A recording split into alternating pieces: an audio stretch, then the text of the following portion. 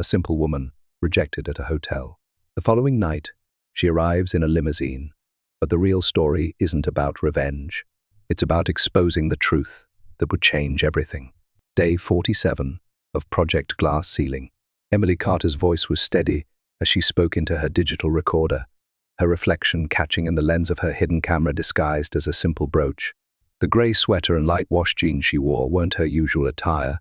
They were her research uniform, carefully selected to appear ordinary, yet neat. This will be my 19th luxury establishment in Manhattan. Previous pattern holds consistent. 18 rejections based solely on appearance despite financial capability, she recorded.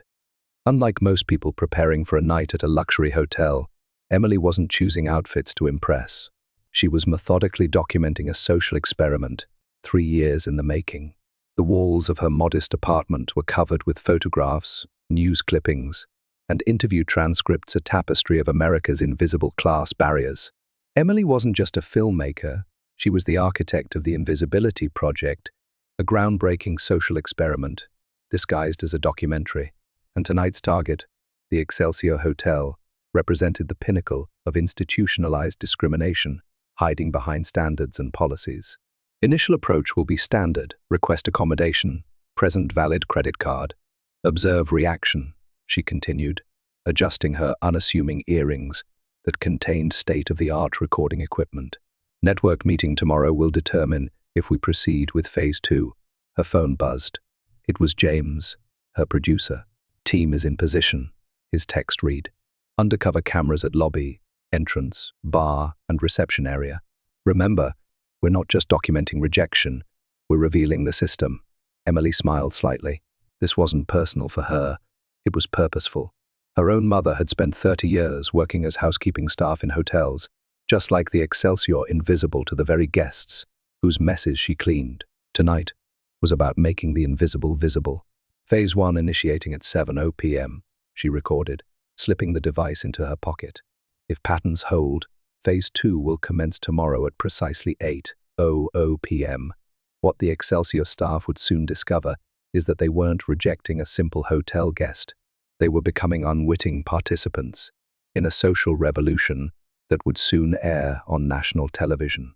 The Excelsior Hotel's lobby gleamed with old-world opulence, marble floors that reflected crystal chandeliers, ornate gold detailing on every surface, and the subtle scent of money that no amount of designer perfume could replicate. Emily entered with deliberate confidence, observing how heads turned and eyes narrowed at her simple attire. She wasn't just watching their reactions. She was cataloguing them: the slight stiffening of shoulders from the doorman, the barely perceptible step back from a passing guest, the quickly exchanged glances between staff members. Subject approaching target area, she murmured into her hidden microphone, knowing her team across the street was receiving every word. This wasn't just another rejection to document. This was the culmination of a project that had already transformed 3 major hotel chains' policies nationwide. At the reception desk, a blonde woman in a precisely tailored black suit and tie looked up, her practiced smile faltering as she assessed Emily's casual appearance. The name badge read, Sarah Evans, front office manager. "Good evening," Emily said, pleasantly, sliding her platinum credit card across the counter. "I'd like your finest available suite, please." Sarah's eyebrows arched slightly as she took in Emily's grey sweater and jeans. She made no move to touch the card. "Do you have a reservation?" "No, but I checked your website 20 minutes ago. You have 3 suites available," Emily replied, her tone pleasant but firm. Sarah's smile tightened. "I'm afraid our system must be outdated. We're fully committed tonight." Emily nodded as if accepting this explanation. "That's interesting.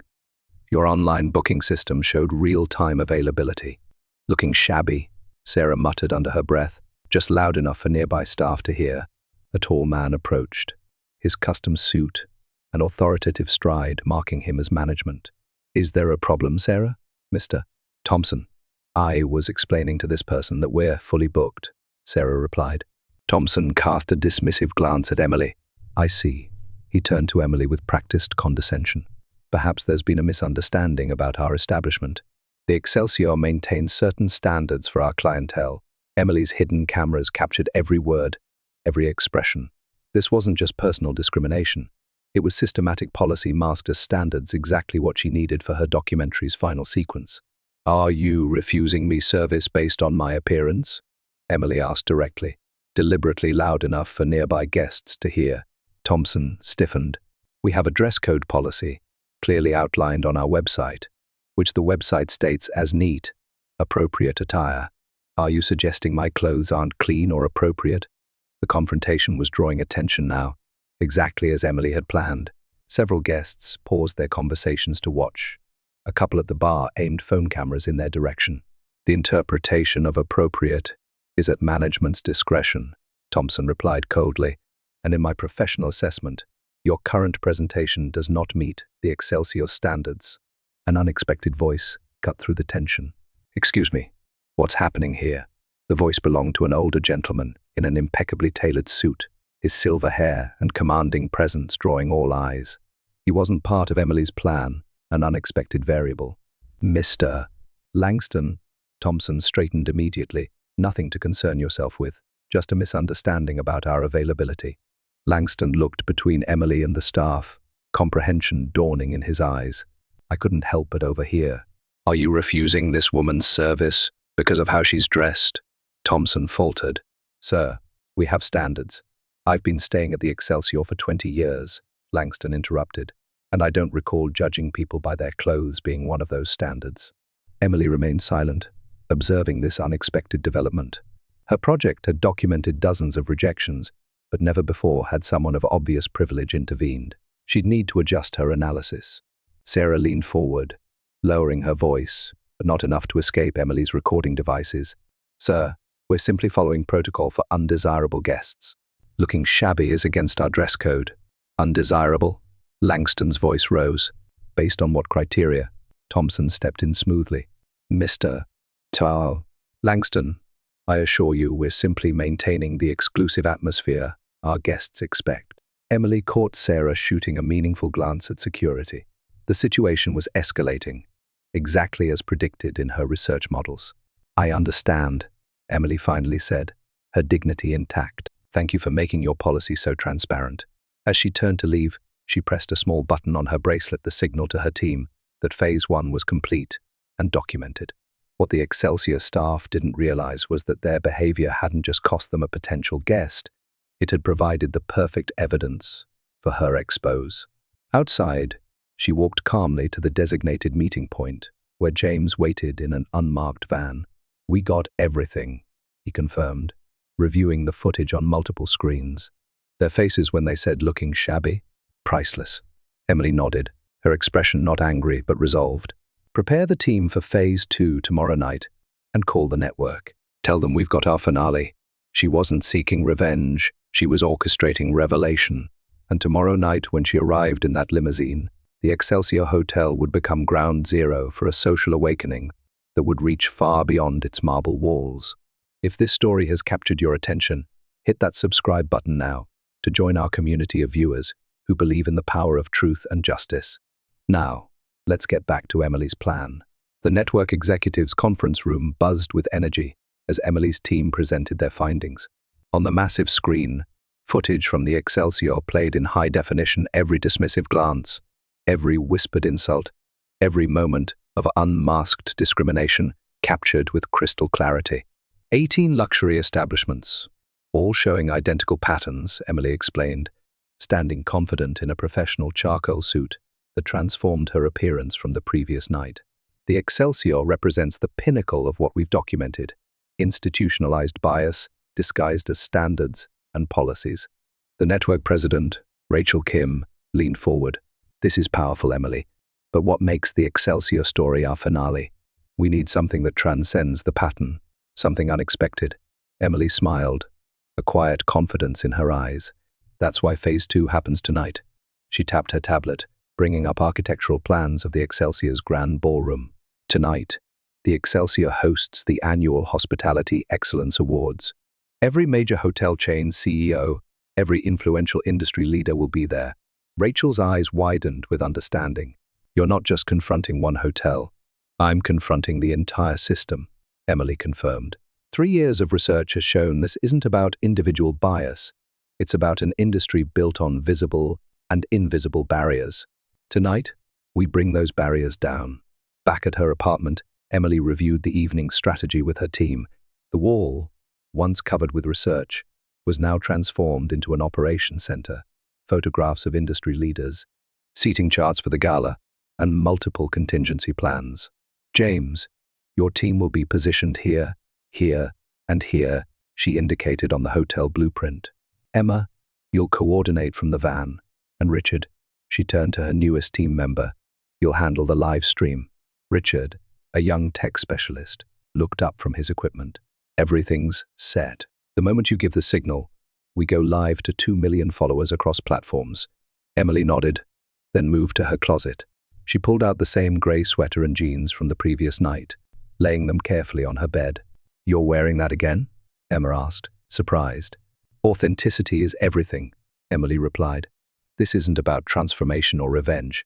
It's about showing that the same person in different contexts is treated differently. The clothes stay the same. As evening approached, Emily stood before her mirror, adjusting the hidden camera brooch. This time, however, there was a difference, a small, almost imperceptible lapel pin bearing the logo of her documentary series, a crystal ceiling, with hairline fractures spreading across it. Her phone buzzed with a message from an unknown number. What you're doing matters. I'll be there tonight. Langston, the unexpected ally from the previous night. Emily hadn't anticipated this development, but adaptability was key to any successful investigation. As twilight descended over Manhattan, a gleaming black limousine glided through the city streets toward the Excelsior. Inside, Emily sat calmly, still dressed in her simple grey sweater and light-wash jeans. 3 minutes to arrival, the driver announced. Emily pressed her earpiece. All teams, final positions. Remember, we're not creating a spectacle, we're revealing a truth. James's voice came through clearly, cameras in position. Emma's team is monitoring all hotel security channels. Richard? Emily asked. Live stream ready. 2 million people on standby. One word from you, and the world watches. Emily closed her eyes briefly, centering herself. This moment represented the culmination of work that had begun when she was just a girl, watching her mother return home exhausted from cleaning hotel rooms, invisible to the very world she maintained. This isn't about me, she reminded her team. This is about every person who's been judged by appearance rather than character. Every door closed because of perception, every barrier maintained by those who benefit from it. The limousine slowed as it approached the Excelsior's glittering entrance, where a red carpet had been rolled out for the evening's gala. Photographers lined the approach, capturing images of industry elites in evening wear. Ready? James asked through the earpiece. Emily's eyes opened, determination clear in their depths. Always. As the limousine door opened, Emily stepped out the same grey sweater, the same jeans, the same woman who had been deemed unworthy just 24 hours earlier. But this time, she wasn't alone. This time, she had purpose beyond rejection. This time, she had the truth. The Excelsior's entrance fell momentarily silent as Emily emerged from the limousine. Photographers lowered their cameras in confusion. This simply wasn't what a gala attendee looked like. Security guards exchanged uncertain glances, clearly trying to determine if this casually dressed woman had mistakenly arrived at the wrong event. Emily walked forward with purposeful confidence, her simple attire a stark contrast to the flowing gowns and tuxedos surrounding her. Behind her, the limousine remained at the curb, its presence lending her an authority that confounded those ready to dismiss her. Ma'am, the public entrance is around the side. A security guard stepped forward, his tone polite but firm. Emily smiled. I'm here for the Hospitality Excellence Awards. She presented an invitation genuine, personally addressed to her as director of the Invisibility Project. The guard examined it, confusion evident. There must be some mistake. There is no mistake, came a voice from behind them. Mr. Langston approached, resplendent in a tuxedo. Miss Carter is my guest tonight. Inside the lobby, Sarah Evans was directing staff for the gala when she spotted Emily entering alongside Langston. Her expression transformed from professional poise to barely concealed horror. Mr. Thompson, she hissed urgently to her superior. She's back, the woman from yesterday. Thompson turned, his face paling slightly as he recognized Emily in her distinctive casual attire. "How did she get past security?" "She's with Langston," Sarah whispered, panic rising. "What do we do?" Thompson straightened his tie, composing himself. "We remain professional. Perhaps she's his charity case or something. Just keep her away from the industry executives." Too late. Emily was already moving confidently through the pre-gala reception, Langston at her side, making introductions. With each conversation, she presented her business card, identifying her as the director of the Invisibility Project. "Fascinating concept," remarked the CEO of Continental Hotels, examining her card. "Social experiment disguised as documentary. More accurately, truth disguised as experiment," Emily replied. "We've been documenting how the hospitality industry treats people based solely on appearance." The CEO's interest was piqued. "And what have you found? Perhaps you should ask your frontline staff," Emily suggested. "Or better yet," she gestured subtly toward where Thompson and Sarah were anxiously watching from across the room. Throughout the reception, Emily moved with purpose, her hidden cameras documenting everything, the whispered comments about her attire, the sideways glances, and most importantly, the growing realization among hotel staff that something significant was unfolding. As guests began moving toward the ballroom for the main event, Thompson finally mustered the courage to approach. "Miss, I don't believe we caught your name yesterday," he began, attempting to regain control. "Emily Carter," she replied calmly, "Director of the Invisibility Project, the first C." His forced smile couldn't hide his discomfort. "There seems to have been a misunderstanding yesterday. Had we known who you were—" "That's precisely the point, Mr. Thompson," Emily interrupted gently. "Your treatment shouldn't depend on who I am. It should be consistent regardless of perceived status or appearance." Thompson faltered, suddenly aware of Langston and several industry executives listening nearby. Emily continued, her voice carrying just enough to be heard by those around them. "Yesterday, you called me undesirable and shabby because of these clothes. Today, these same clothes are walking into your most prestigious event. The difference isn't the clothes, it's the perception of power." A small crowd had gathered now, intrigued by the exchange. Sarah hovered anxiously at the periphery, clearly wishing to disappear. "Miss Carter," Thompson attempted damage control. "Perhaps we could discuss this privately?" "That's not necessary," interrupted a new voice. Rachel Kim, the network president, approached with purpose. "Miss Carter's observations will be discussed quite publicly, in fact." Thompson looked between them, comprehension dawning. "You're with the media? I'm with the truth," Emily corrected. She glanced at her watch. "And in approximately 3 minutes, 2 million people will be as well." Inside the grand ballroom, the gala was beginning. The industry's elite took their seats at elegantly appointed tables, unaware of the revelation about to unfold. On stage, preparations for the evening's awards ceremony continued. Emily took her assigned place at Langston's table, directly in view of the stage. Around her, executives in formal attire shot curious glances at her simple sweater and jeans. Her earpiece activated. "Live stream ready," Richard confirmed. Network feeds standing by. The ballroom lights dimmed slightly as the event's host took the stage ironically, a celebrated TV personality known for his segments on luxury travel. He welcomed the audience, speaking glowingly about the highest standards of hospitality excellence. Emily touched her earpiece. Now, across the room, hidden screens suddenly activated, interrupting the host's speech. The ballroom fell silent as yesterday's footage began playing. Emily being rejected, the looking shabby comments, the dismissal based purely on appearance. "What is this?" demanded the host, looking off stage for explanation. Emily stood, her voice clear and steady. "This is the reality behind hospitality excellence." All eyes turned to her as she walked confidently toward the stage, her simple grey sweater and jeans. Now the most powerful attire in the room. "Ladies and gentlemen, my name is Emily Carter. For 3 years I've been documenting how the hospitality industry, your industry, treats people based solely on appearance." More screens activated, showing similar rejections at different luxury establishments throughout the city. In each case, the person was well-spoken, financially capable, but simply dressed differently than expected. "Last night, I was rejected by this hotel," the Excelsior host of tonight's Excellence Awards. I was called shabby undesirable and told I didn't belong. Tonight, I'm wearing the exact same clothes, but arriving in a limousine changes everything. The ballroom remained stunned into silence. At the back, Thompson and Sarah stood frozen, their faces captured on the very screens displaying their discriminatory behavior. This isn't about individual employees, Emily continued. This is about a system that trains people to value appearance over character, perception over reality, a system many of you in this room have built and maintained. She gestured to the screens, now showing her mother in a hotel housekeeper uniform. For 30 years, my mother cleaned rooms in hotels like this one. She was essential, but invisible. The invisibility wasn't accidental. It was by design, a design that extends to how you determine who belongs and who doesn't.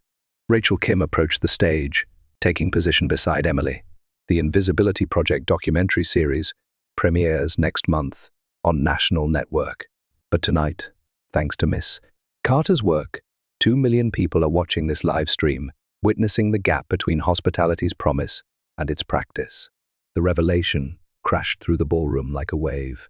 Some executives looked defensive, others embarrassed, and a surprising number appeared genuinely thoughtful, as if seeing their industry through new eyes. At the back of the room, Sarah had slipped away, but Thompson remained, his professional facade crumbling as he realized the magnitude of what was unfolding. Langston stood next, approaching the stage. As someone who has benefited from luxury hospitality for decades, I never questioned who wasn't in the room with me. Miss Carter's work has opened my eyes, and hopefully yours as well. Emily surveyed the room, her gaze finally settling on Thompson. This isn't about punishment or public shaming. It's about recognition and change. The question isn't whether bias exists in your establishments. We've proven it does. The question is, what will you do about it? The ballroom, moments ago a monument to exclusivity, had transformed into something else entirely, a space for uncomfortable but necessary truth. And at its center stood Emily Carter in her simple gray sweater and jeans, finally visible to everyone. 3 months later, Emily sat in a sleek conference room overlooking Central Park. Across from her, executives from 12 major hotel chains presented their newly developed fair welcome standards, comprehensive policy changes, directly inspired by the Invisibility Project. All frontline staff will undergo quarterly bias recognition training, explained the CEO of Continental Hotels, and mystery guests of varying appearances will regularly test our adherence to these standards. Emily nodded, reviewing the document before her. And the transparency requirements? Monthly public reporting of all service refusals and their justifications, confirmed another executive. Complete accountability. The meeting concluded with handshakes and genuine commitments, not just corporate performative changes, but structural reforms with measurable outcomes.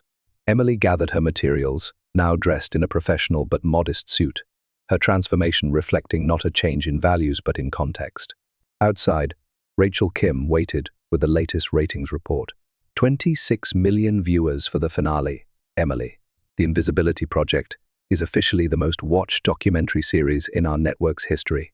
Emily smiled slightly. And the Excelsior? That's actually why I wanted to meet in person, Rachel said, handing her a folder. They've asked to speak with you not about legal action, about consultation. Later that afternoon, Emily walked through the Excelsior's gleaming lobby, the same space where she'd been rejected months earlier. The difference now was palpable. Staff greeted guests with genuine warmth regardless of attire, and a prominent sign displayed the new inclusive service pledge.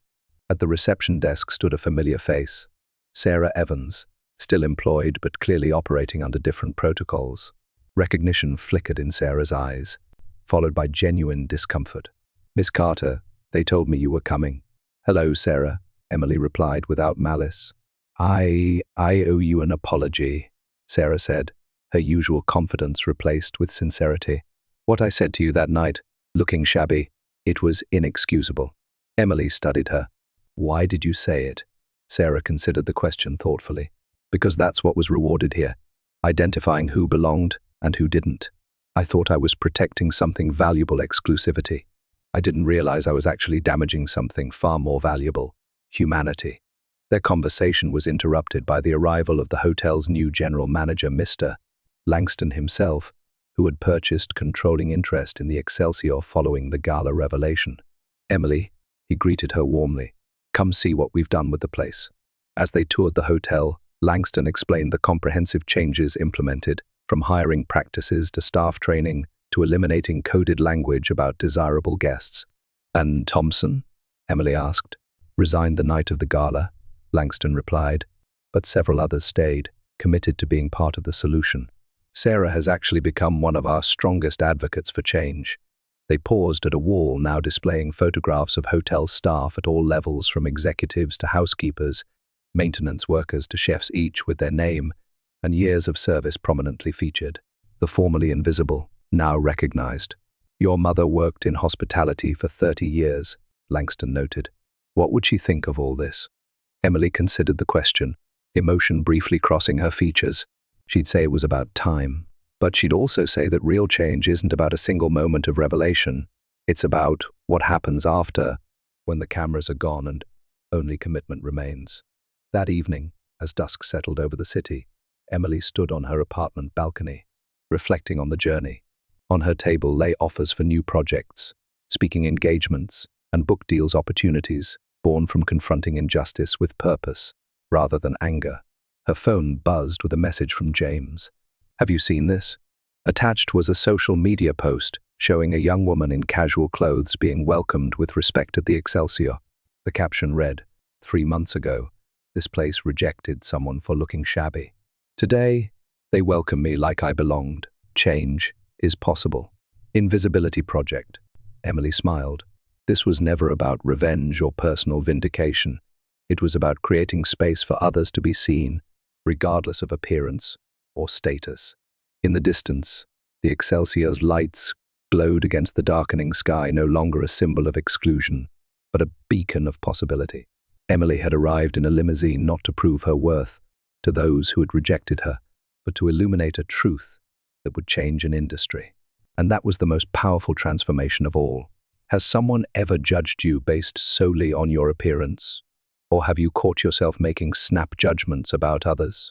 Share your experience in the comments below. If this story resonated with you, don't forget to subscribe to our channel for more powerful narratives that reveal the complexity of human dignity and the possibility of meaningful change.